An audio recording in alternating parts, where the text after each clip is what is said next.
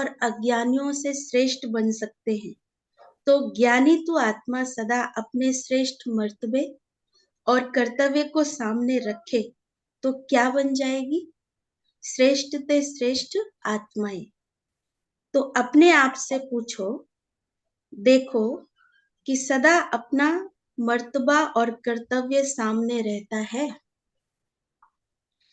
तो ये जो बाबा ने इसमें बात बताई, जिसकी शुरुआत में बाबा ने कहा कि हमारे जीवन का आधार क्या बना, जो हम अब फील करते हैं कि क्या जीवन हमको मिला है, हमारा कितना उद्धार हो गया संगम युग पर ब्राह्मण बन के। तो उसका एक ही आधार है कि मैं आत्मा हूँ। इस ज्ञान से, इस आत्मिक परिचय से हमारे जीवन में परिवर्तन आ गया। हम शूद्र से ब्राह्मण बन गए, और ब्राह्मण में भी फिर क्या हुआ? जो परमात्मा के सर्व खजाने हैं, ज्ञान है, गुण है, शक्तियां हैं, श्रेष्ठ भाग्य है, श्रेष्ठ सम्मान है, स्वमान है, इतनी सारी जो प्राप्ति है वो सिर्फ इस एक ज्ञान के आधार से हो गई कि मैं आत्मा हूँ। ऐसे ही बाबा कहते हैं कि आपने फिर दूसरा जो संकल्प किया है कि हम कौन है? विश्व के आधार मूर्त और उद्धार मूर्त हैं। तो मैं उद्धार मूर्त आत्मा, इतना बड़ा जो हमने दृढ़ संकल्प लिया है कि सबका हमें उद्धार करना है, तो ऐसी उद्धार मूर्त आत्माओं को किन बातों का ध्यान रखना होगा, वो भी फिर बाबा ने इसमें बताई है। और इसमें बाबा ने ये जो बताया कि वो जो जादूगर होते हैं, वो तो 2-3 घंटे का जादू दिखाते हैं और उसमें टेम्परेरी चीजें होती हैं, सिर्फ एंटरटेनमेंट होता है। लेकिन ये जो रूहानी जादू है, जो आत्मिक ज्ञान का है, आत्मिक स्नेह का है, बाबा के परिचय का है, जो हम इतना बड़ा ड्रास्टिक चेंज हमारे अंदर आता है, परिवर्तन आता है, इस जादू से क्या होता है? आत्मा मानव से देव बन जाती है, 21 जन्मों की प्राप्ति हो जाती है, या कहो पूरे कल्प की प्राप्ति हमको हो जाती है, 84 जन्मों की प्राप्ति हो जाती है। तो ये जो अविनाशी जादू है, बाबा कहते हैं आप ऐसे जादूगर हैं। तो ये हमारा एक सम्मान है कि हम रूहानी जादूगर हैं, जो शूद्र को ब्राह्मण या मानव को देवता बनाने वाला हमारे पास राज है, रहस्य है या ज्ञान है। तो बाबा कहते हैं जब आपके पास ये पावर है, ये जादू है, तो क्या आपको ये याद रहता है कि हाँ, हम रूहानी जादूगर हैं और हमारे पास इतनी शक्ति है कि हम ये परिवर्तन ला सकते हैं। तो सबसे पहले तो ये जो आत्मा का बाबा ने हमको लेसन दिया, सबसे पहला कि अपने को आत्मा समझो, तो इसकी भी बाबा ने हमको बात बताई कि जब आप आत्मिक स्थिति में होते हैं तो हमारा जो व्यवहार होता है, दृष्टि होती है, सब रूहानी हो जाती है।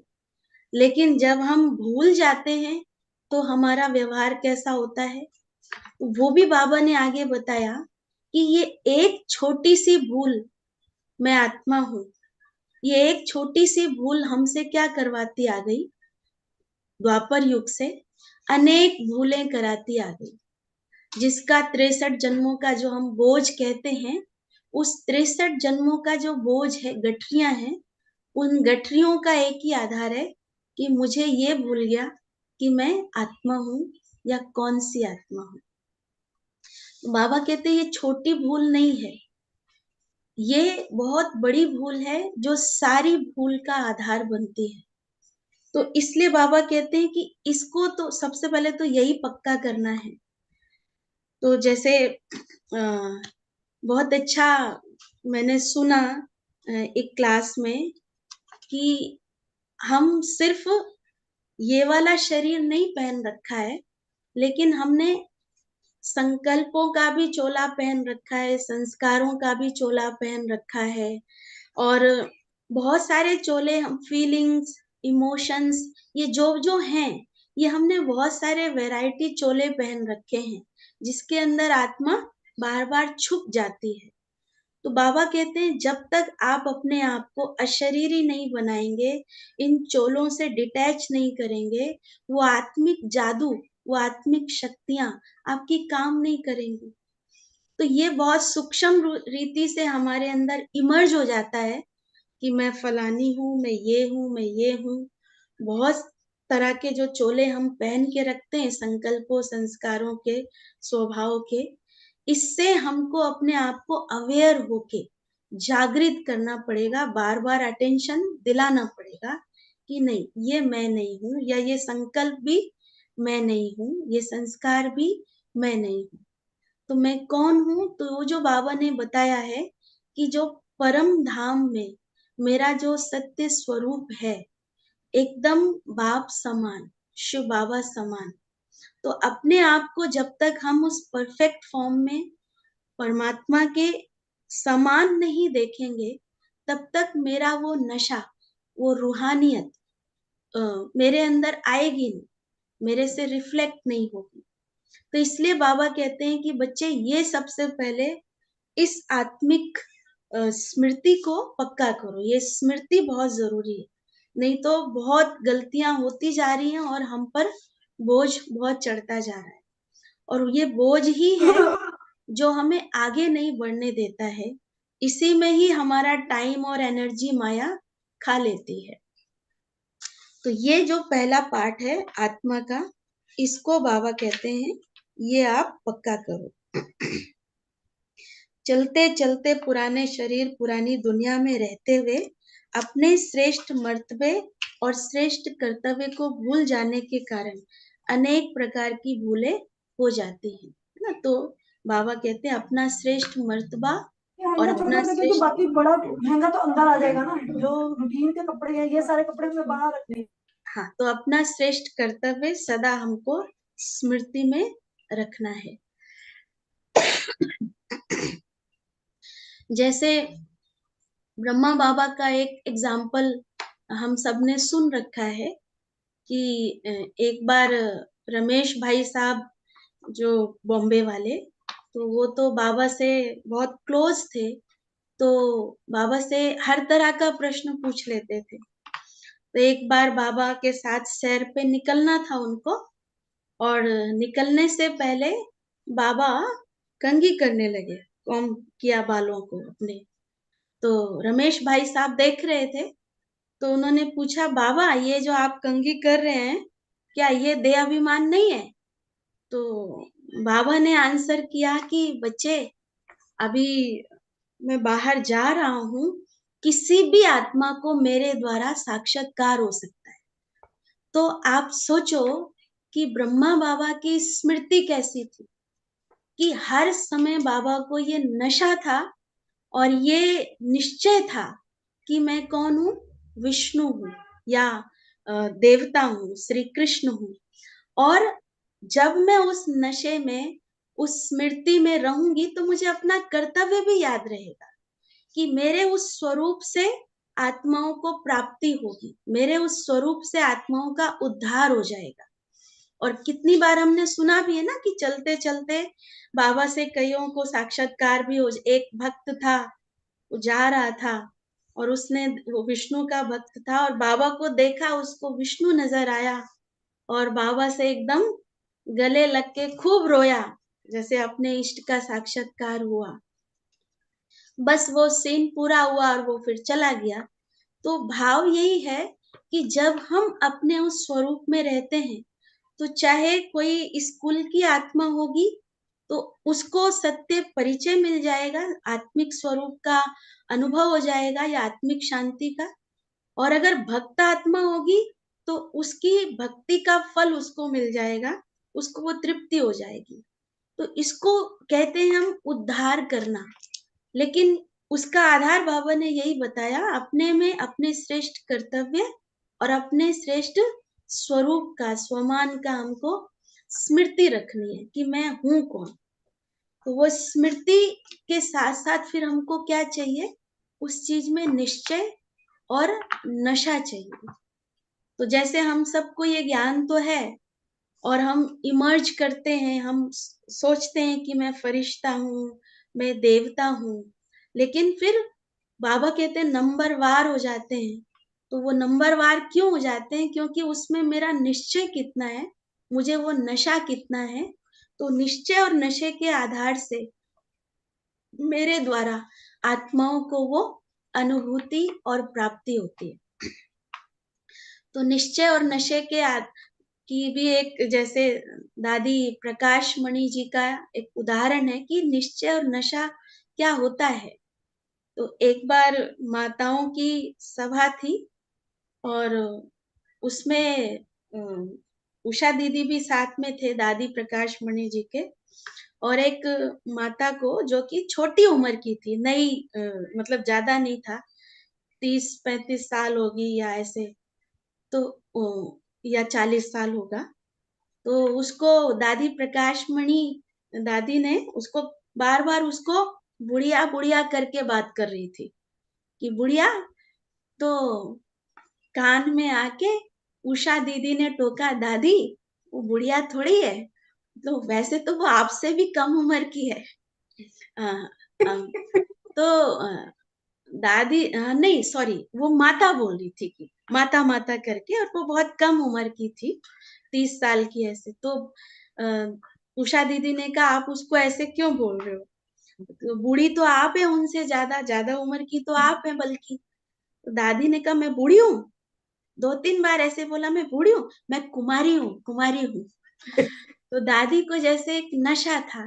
तो जब हमारे अंदर वो पवित्रता, पवित्रता से मतलब बाबा कहते ना इंद्रियों की जो पवित्रता है, आंखें सिविल होंगी, मुख सिविल होगा, कान सिविल होंगे, वो जो पवित्रता है वो हमारे निश्चय को बढ़ा देगी कि मैं सचमुच में एक देव आत्मा हूँ और मेरे द्वारा आत्माओं का उद्धार होना है। इसलिए बाबा कहते हैं पवित्रता फाउंडेशन है। इसको जितना आप अंदर साधेंगे उतना आपका निश्चय और नशा बढ़ेगा, और निश्चय नशा बढ़ेगा तो आपको अपना कर्तव्य भी फील होगा कि आत्माओं का उद्धार हो रहा है। फिर इसमें जैसे एक बाबा ने एग्जाम्पल दिया हुआ है ना आगे कि भक्त आत्माओं का, उसमें भी 3 कैटेगरी बाबा ने बताई, नास्तिक और अज्ञानी। अज्ञानी माना भगवान को तो मानता है लेकिन विकारों में फंसे हुए हैं। और एक है भक्त। तो भक्त आत्मा नास्तिक और अज्ञानी से श्रेष्ठ बन जाती है। कैसे? क्योंकि वो हमेशा अपने इष्ट को सामने रखती है। तो इष्ट को सामने रखने के कारण वो हर कर्म में उसका अटेंशन होता है कि नहीं ये गलत है या मुझे ये नहीं करना है। तो जब अपने इष्ट को सामने रखने से बाबा कहते हैं भक्त आत्मा भी श्रेष्ठ बन जाती है। तो आप तो कौन है? ज्ञानी तो आत्माएं हैं। तो हमको भी क्या करना है? हमें भी अपने सामने सदैव किसको रखना है? बाबा को रखना है। तो जितना अपने सामने हम बाबा को फील करेंगे, साथ फील करेंगे, तो उसका एक होगा कि नशा भी होगा, खुशी भी होगी, और अपना जो सोमान है वो हमारा इमर्ज रहेगा और कोई गलती नहीं होगी हमसे। एक बहन आती है यहाँ सेंटर पर मुरली सुनने, तो आज वो जैसे अनुभव सुना रही थी कि प्राप्ति की कुछ बात चली। तो उसपे वो सुना रही थी कि पहले हाथ से कपड़े धोते थे, तो वो ज्ञान में आई, तो अभी उनके बच्चों ने लाके उसको एक वॉशिंग मशीन दे दी, तो उसको आराम हो गया। लेकिन जब भी कपड़े धोती है ना, इतना फील करती है कि ये मुझे बाबा ने लाके दिया, बाबा ने मुझे कितना सुख दिया है। मतलब वो इस जीवन को एंजॉय कर रही है, वो इस जीवन का सुख ले रही है कि ये मुझे बाबा ने दिया है, ये मेरे लिए बाबा कर रहा है। तो इसको कहते हैं अपने सामने हमेशा बाबा को रखना, फील करना। तो वो संगम युग का सुख ले पाएगी आत्मा, प्राप्तियों के नशे में रहेगी आत्मा। और उस आत्मा से बहुत सारी आत्माओं की सेवा भी हुई। मैंने जो देखती हैं आत्माएं, तो कईयों को उसने बाबा का ज्ञान दिया, परिचय दिया, क्योंकि उसके अंदर वो जो वाइब्रेशन है, लोग उससे पूछते हैं। तो भाव यही है कि जब बाबा की प्यार और प्राप्तियों को हम फील करते हैं, तो हमारे साथ सदा बाबा है, हमारे सम्मुख सदा बाबा है, तो हमारा जीवन खुशियों से और नशे से भरपूर हो जाता है। फिर उद्धार के ऊपर आप सबके भी ऐसे कोई ना कोई अनुभव होंगे, जब से आप ब्राह्मण बने और धारणाएं कर रहे हैं। तो एक अपने जीवन का मैं अनुभव सुनाती हूँ कि जब पढ़ाई कर रहे थे, कॉलेज में थे, तो मेरी एक फ्रेंड थी। तो जब उसके साथ बहुत क्लोज हुए, तो एक बार, अब वो ज्ञान में नहीं थी, उसको मैं थोड़ा थोड़ा ऐसे ज्ञान सुनाने का कोशिश करती थी। तो उसको वो दुर्गा की भक्त थी। तो वो एक दिन उसका नियम था शुक्रवार को मंदिर जाना, तो शाम को हम निकले ऐसे ही एक साथ। तो उसने कहा मुझे मंदिर जाना है। तो हमको भी बाबा कहता है ना कि जाने में तो कोई हर्जा नहीं है, आप वहां पे अपने स्वमान में रहो, उस नशे में रहो। तो मैं भी चली गई साथ में। तो वो इतनी ऐसी भक्त थी, वो झुकी, अपना नाक रगड़ा मूर्ति के आगे, माथा झुकाया, जो जो प्रोसेस था, और मैं देख रही हूँ उसको, ये क्या कर रही है। तो बातचीत तो ज्ञान की थोड़ी थोड़ी होने शुरू हो गई थी। तो जब वापस घर आए, तो मैंने वापस घर नहीं, रास्ते में ही मैंने कहा आप ये जो कर रहे थे, उसकी छोटी बहनें हैं, मतलब छोटे भाई बहन थे उसके। मैंने कहा आपको मैंने देखा है, अपने भाई बहनों के लिए आप जान छिड़कते हो। वो इतना सा कुछ बोल दें और आप तुरंत उनके लिए वो करते हो। तो आप जब अपने भाई बहनों से इतना प्यार करते हो, तो ये तो देवी माँ है। तो आप क्या इनके आगे नाक रगड़ोगे, माथा झुकाओगे, दंडवत प्रणाम करोगे, तब माँ आपकी झोली भरेंगी? माँ ऐसी है? वो ऐसे हैरानी से मेरी शक्ल उसने देखी, ना उसको बात फील हुई कि हाँ, सचमुच में ये तो माँ है ना। तो जब माँ का दिल प्यार से भरा होता है, कहने का मतलब ये है कि उस दिन से ही उसके अंदर वो एकदम चेंज आ, एकदम जो जो उस तरह की भावना थी भक्ति की कि कष्ट देना है, ये विधि होती है, एकदम परिवर्तन आ गया। उसके बाद फिर वो ज्ञान में भी आ गई। तो कहने का भाव ये है कि जो हमारा नशा होगा, निश्चय होगा, और ज्ञान की जिस बात में हमारी क्लैरिटी होगी, वो किसी को हम देंगे, तो वो जरूर उस चीज को समझ पाएगा। इसको कहते हैं उद्धार होना। उस आत्मा का परिवर्तन हो गया, शूद्र से वो ब्राह्मण जीवन में आ गई, संगम युग पर आ गई। तो आप सबके भी जीवन के जरूर अनुभव होंगे कि आपके बोल से, आपकी दृष्टि से, आपके वाइब्रेशन से कोई ना कोई इस तरह से एकदम से उस जीवन से इस जीवन में आए होंगे। तो ये बाबा हमसे चाहते हैं कि सच्चा उद्धार क्या है। कोई आत्मा परमात्मा से अपना वर्षा पाने की अधिकारी बन जाए, वो विकारों से मुक्त हो जाए, वो पाप के बोझ से मुक्त हो जाए। ये सच्चा उद्धार करना है, और उसको वो पुण्य की दुनिया, सुख की दुनिया की अधिकारी बन जाए। तो ये जिम्मेवारी, इतनी बड़ी जिम्मेदारी बाबा ने हम सबको दी है। नहीं तो क्या होता है कि भूलों में हमारा संगम युग का टाइम और एनर्जी सब समाप्त हो जा रहा है, चला जा रहा है। तो इसका भी बोझ फिर हमको पश्चाताप के रूप में आगे चल के देखना पड़ेगा। तो इसी मुरली में आगे चल के मैंने पढ़ा, तो उसमें एक जैसे ये है कि एक जगदीश भाई साहब का उदाहरण, कि भाई साहब उदाहरण दे रहे थे चाल के ऊपर, कि हर किसी की चाल इस दुनिया में अलग अलग होती है। तो उस पे उन्होंने अलग अलग उदाहरण दिए कि एक चूहे को आप देखो, तो वो भागता है, इधर उधर छुपता है, देखता है, डरता है, फिर छुपता है, फिर निकलता है, फिर घुसता है। बिल्ली को देखो अलग तरह का है, डॉग को देखो अलग तरह का है। तो भाई साहब ने अपने लिए उदाहरण दिया कि मैं फायर ब्रिगेड की तरह हूँ। कहीं भी इमरजेंसी होती है, कहीं से भी कॉल आता है, तुरंत भागता हूँ। तो बाबा कहते हैं कि बच्चे, आपका भी जीवन ऐसा है, कहीं भी, कहीं कभी भी मेरी ज़रूरत है, तुरंत मैं हाज़िर हूँ। तो अपने आप को इस तरह से तैयार रखना।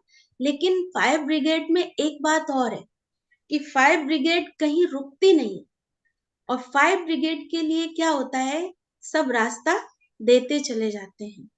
दूसरा, फायर ब्रिगेड वाला कहीं टी स्टॉल देखे, कहीं रेस्टोरेंट देखे, तो रुकता नहीं है कि थोड़ा चाय पी लूं और ये कर लूं, माना साइड सीन में नहीं अटकता।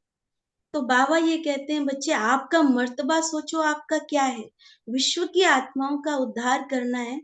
तो हमारे पास अभी साइड सीन्स में उलझने का, अटकने का टाइम नहीं है। तो साइड सीन्स क्या है, हर बात, किसी का व्यवहार, किसी का कुछ बोलना, ये जिसमें हमारा टाइम और एनर्जी चला जाता है, बातें हम पकड़ के बैठ जाते हैं।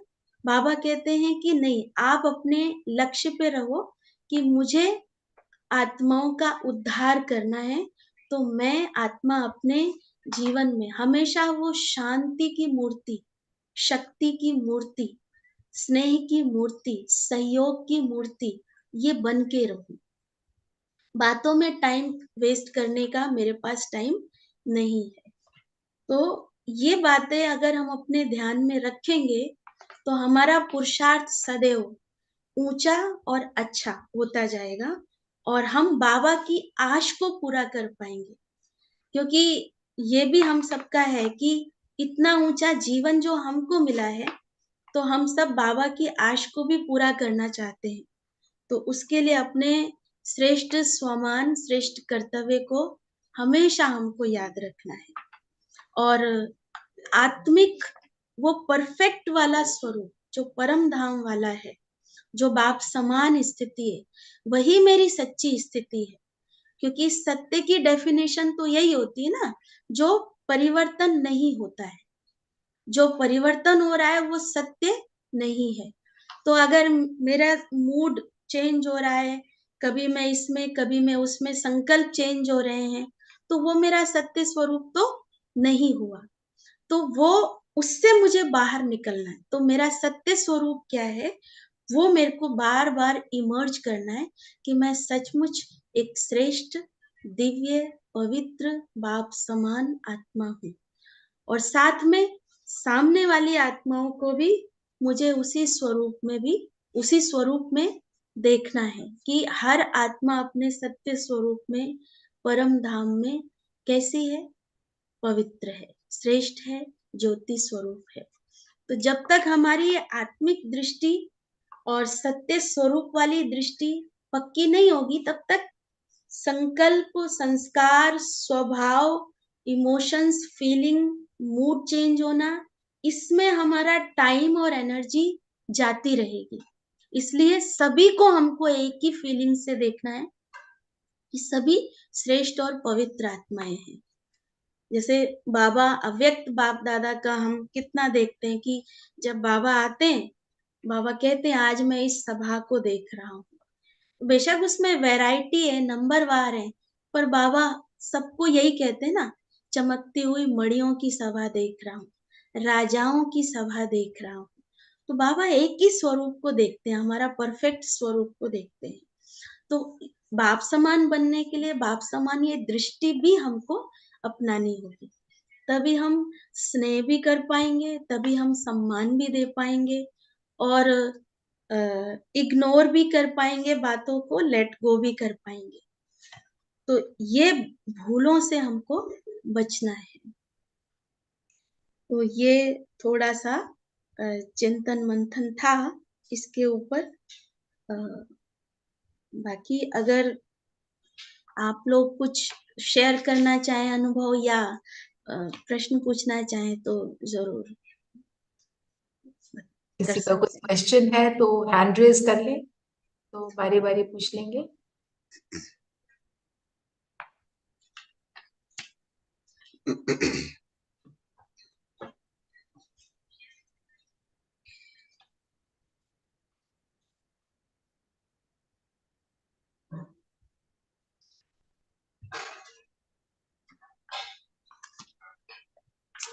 आई थिंक सबको आपने बहुत अच्छे से क्लियर कर दिया, पूरा नहीं, अच्छे से समझ सभी आया है। सभी बहुत अच्छे बाबा के पुरुषार्थी बच्चे हैं, और सभी का खुद भी चिंतन मंथन श्रेष्ठ है, महान है। तो एक हम पॉइंट अगर देखें दीदी के, अब उद्धार मुहूर्त हूँ, मेरे को इसको प्रैक्टिस में लाने के लिए मुझे इसको प्रैक्टिस में कैसे लाएंगे, क्योंकि हमारे को हर चीज को लाना है प्रैक्टिस में। हाँ जी, माना जैसे कोई भी आत्मा के सामने जब हम जाते हैं, तो एक तो अपना सत्य स्वरूप हमको याद रखना है, और सामने वाली आत्मा का भी सत्य स्वरूप हमको याद रखना है। तो जब सत्य स्वरूप सामने हमारे इमर्ज होगा, तो जो उसका श्रेष्ठ पार्ट है, जो उसका जो भी उसको प्राप्ति होनी है इस समय, तो वो उसका इमर्ज हो जाएगा। माना जैसे अभी बाबा का हमने उदाहरण देखा कि बाबा इस नशे में रहते थे कि मैं ये देव आत्मा हूँ, मैं विष्णु हूँ। तो वो बस अपने उस स्वरूप में चल रहे हैं, और सामने वाली आत्मा को वो प्राप्ति होती जा रही है। ऐसे ही बाबा के कई उदाहरण सुने ना, कि एक बार बाबा वो क्या कर रहे थे, उपले बना रहे थे या जो कर रहे थे, लेकिन प्रैक्टिस क्या कर रहे थे बाबा, कि मैं विष्णु चतुर्भुज हूँ। तो वो जो नया बच्चा आया, तो वो तो बस बाबा ने उसकी तरफ दृष्टि देखी, और उसको विष्णु जी का साक्षात्कार हो गया, और उससे उसको निश्चय बैठ गया ज्ञान में। तो निश्चय बैठना माना वो ज्ञान में आ जाना, अब ज्ञान में किसी को ले आना, यही उद्धार करना हो गया ना, बाबा से जोड़ देना, यही उद्धार हो गया। तो अपने उस श्रेष्ठ स्वरूप में रहना, श्रेष्ठ स्वमान में रहना, और दूसरों को उसके सत्य स्वरूप में देखना,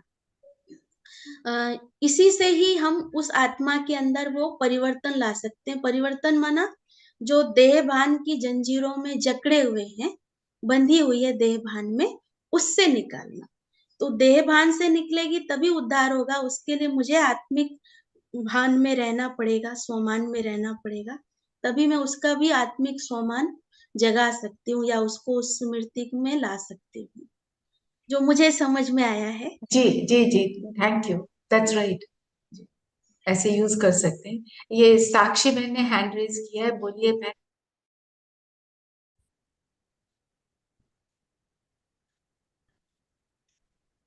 साक्षी बहन, आपने हैंड रेज किया है,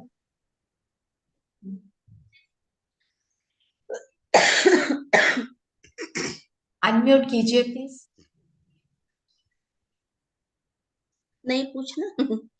ये पता नहीं, अच्छा, शायद गलती से हो गया होगा। जी जी जी। आप लोगों के भी कोई अनुभव है तो वो भी हम सुन सकते हैं। कह रहे हैं हो नहीं रहा। अच्छा, ओ शालिनी बहन, are people able to unmute themselves? आप ट्राई कीजिए। जी, ओम शांति दीदी। ओम शांति। ओम शांति। दीदी जैसे ब्रह्मा बाबा को तो साक्षात्कार कराया था शिव बाबा ने कि वो उनको लक्ष्मी नारायण बनना है, तो जी। उनको एक नशा था। तो हम्म। कभी कभी ये समझ नहीं आता कि देवी देवता तो बहुत हैं, हाँ हमें जी। कौन सी देवी या देवता बनना है ये नहीं समझ पाते, या अभी जैसे लग रहा है हम तो प्रजा में आने वाले हैं और हमें अभी प्रजा में नहीं आना, हाँ तो हाँ जी। ये भी नहीं डिसाइड कर पाते कौन सी देवी बनेंगे, तो ये हाँ, कैसे जो है। आपको कोई देवी पसंद है? मतलब जब भक्ति करते थे, तो उसमें किसकी तरफ आपको ज्यादा, देवियों में किसकी तरफ आकर्षण होता था? है कोई ऐसा आपका लक्ष्मी अनु जी जी, लक्ष्मी माता की तरफ। लक्ष्मी माता ना, हम तो बाबा आया ही है लक्ष्मी नारायण बनाने के लिए। तो आप अपने उस लक्ष्मी वाले स्वरूप में रहिए, और उस नशे में ही रहिए आप। और संगम युग का जो बाबा ने हमको दिया है, वो बाबा आप कहते हैं दुर्गा या काली। दुर्गा माना जो दुर्गुणों को मिटाती है, काली माना जो हमारे अंदर विषय विकार हैं, कलंक हैं, उसको मिटाने वाली। तो ऐसा कोई आप ले सकते हो, संगम युग का ये और भविष्य का लक्ष्मी। तो किसी भी स्वरूप में, किसी भी उसमें आप रह सकते हैं। और जो आपने कहा लगता है कि प्रजा में चले जाएंगे और प्रजा नहीं बनना है, हमको राजा बनना है।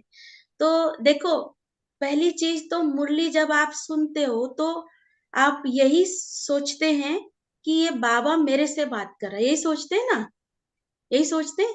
तो जब बाबा कहता है कि आप लक्ष्मी नारायण बनेंगे, आप बच्चे 84 जन्म लेते हैं, तो आप उसको स्वीकार करो, क्योंकि आप मुरली सुन रहे हो, सुप्रीम टीचर आपको पढ़ा रहा है, तो आप उसको, उसकी बात को भी तो स्वीकार करो ना, ये टीचर का सम्मान करना। तो आप जब उस चीज को स्वीकार करेंगे तो आपके अंदर वो स्वमान जागेगा कि नहीं, मैं इतनी श्रेष्ठ महान आत्मा हूं, ये परमात्मा भगवानुवाच है, तो भगवानुवाच तो झूठ नहीं हो सकता, पहली चीज।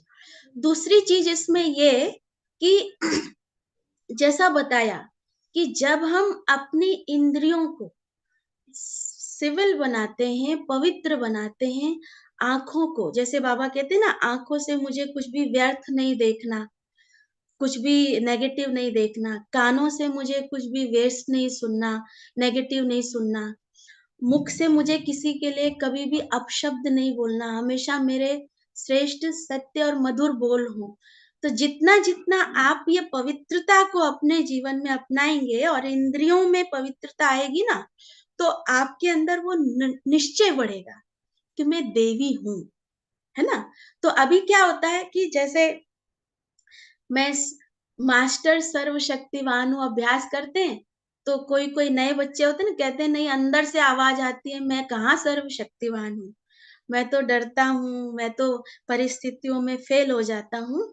उसका कारण यही है कि व्यवहार में हम अटेंशन नहीं रखते और हमसे गलतियां होती हैं, तो उस कारण से वो हमारा निश्चय क्या हो जाता है, हिल जाता है।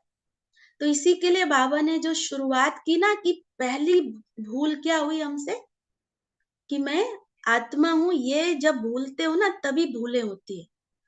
और जिससे भूल होती है वो नशे में नहीं आ सकता, क्योंकि उसका अंतर्मन क्या करता रहेगा, उसको टोकता रहेगा ना, कि आप तो गलती करते हो, आप तो ऐसे करते हैं। तो इसलिए बाबा की पहली बात ये कि जब मुरली सुनो तो उस समय पूरा स्वमान में निश्चय बुद्धि बैठ के, ये बाबा मुझे पढ़ा रहा है, बाबा मेरे लिए परम धाम से आया है, ये भगवान वाच मेरे प्रति। तो इससे क्या होगा, स्वमान को आप स्वीकार कर पाएंगे, और फिर उस स्वमान में रह के आप व्यवहार में आओ, सारे दिन में अटेंशन बार बार रखेंगे ना, तो आप चेंज देखेंगे, तो आपका जो कर्म होगा वो भी श्रेष्ठ होना शुरू हो जाएगा, और श्रेष्ठ कर्म से ऑटोमेटिक आपका नशा निश्चय बढ़ता जाएगा। ठीक है ना। तो हमको अपने आप को इतना शुद्ध पवित्र बनाना है जैसे देवता होते हैं। बाबा कहते हैं ना, कमल समान न्यारा बनाना है। तो जितना न्यारापन आएगा उतना आपके अंदर निश्चय और नशा बढ़ेगा। तो पहला न्यारापन तो यही है ना, कि मैं इस देह से न्यारी आत्मा हूं, देह तो नहीं हूं। तो ये न्यारापन मैं कितना इसको प्रैक्टिस करती हूँ, तो ऑटोमेटिक आपका निश्चय बढ़ेगा। ठीक है। तो पहली चीज स्वीकार कर लो कि मैं ही कल्प पहले भी देव आत्मा बनी हूँ, राजा या रॉयल फैमिली वाली आत्मा हूँ, है ना। फिर उसको आप सारे दिन में बार बार कई बार इमर्ज करो, हो सके तो रुक रुक के 1 मिनट उसको फील करो। जो बाबा कहते हैं ना, 1 1 मिनट का अभ्यास करो, ड्रिल करो, हो सके तो उसको 1 1 मिनट फील करो, तो वो पक्का होता जाएगा। ठीक है।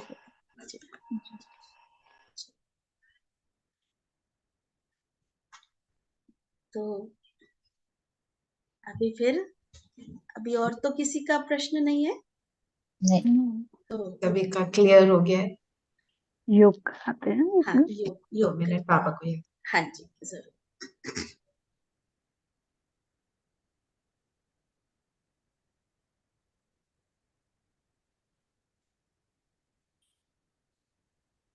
तो अपने आप को हम उस सत्य स्वरूप में स्थित करेंगे, परम धाम में, पॉइंट ऑफ लाइट।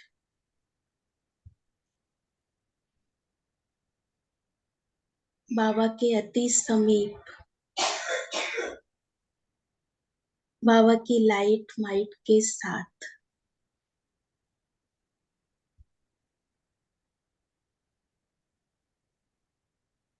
मैं श्रेष्ठ आत्मा, बाप समान आत्मा,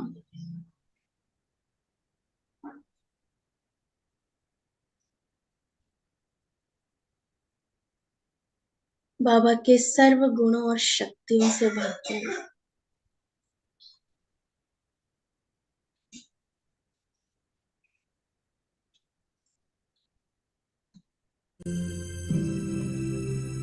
यही मेरा सत्य स्वरूप है।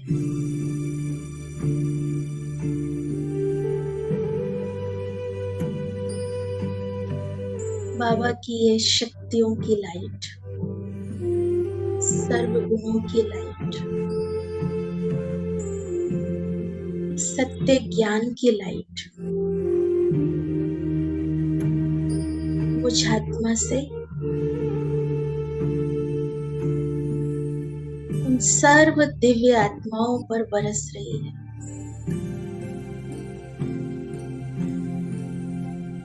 जो अभी तक भी पार्ट में फंसी हुई है,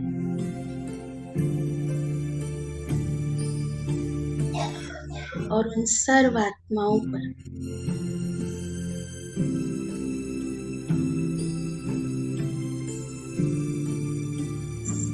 ये प्रकाश जा रहा है।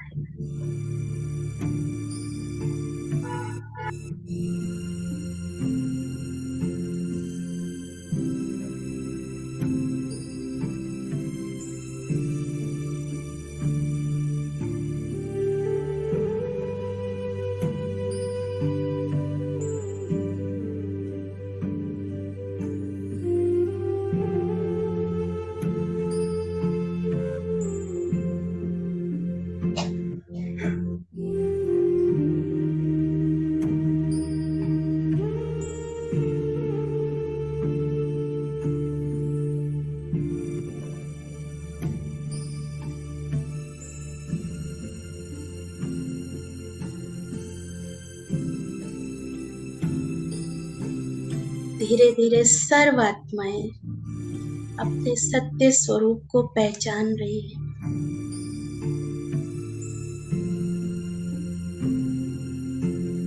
बंधनों से मुक्त हो रही है।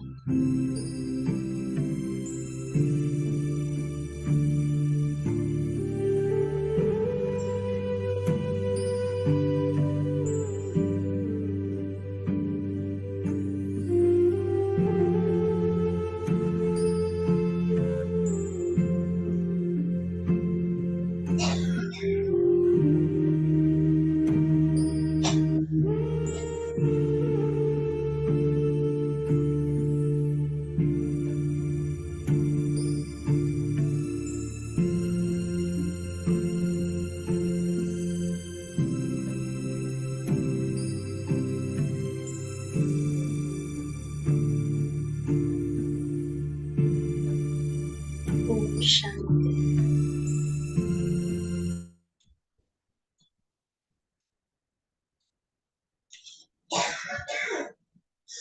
ओम शांति। थैंक यू आप ओम सभी को। शांति दीदी, थैंक यू वेरी मच।